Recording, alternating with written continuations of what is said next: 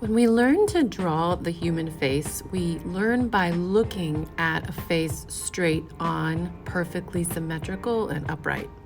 But that's actually seldom how we see people. Usually we see them turning their head or tilting their head a little bit. We'll see their face pointing a slightly different direction from forward. Notice when we look at his eyes, they're closer to the left. The nose is pointing to the left.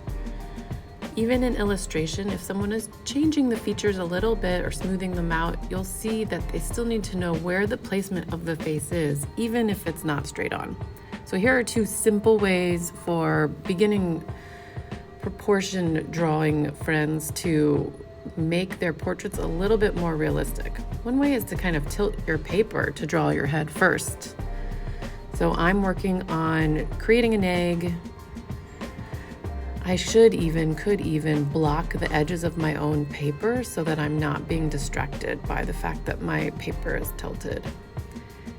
And I'm working on proportions the same way we have in class, with lines halfway for the eyes, another line for the nose, and another line halfway from there for the mouth.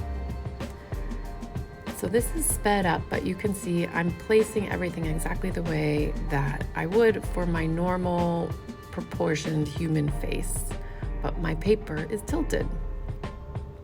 And from that point, I'll be able to reposition my paper, do my neck and body, and then finish the portrait with detail and color.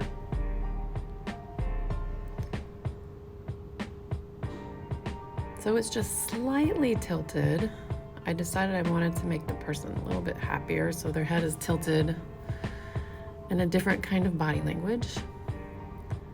Remember, the shoulders tilt down. I'm using sketchy, very light lines so that things can be corrected and erased many times if I want.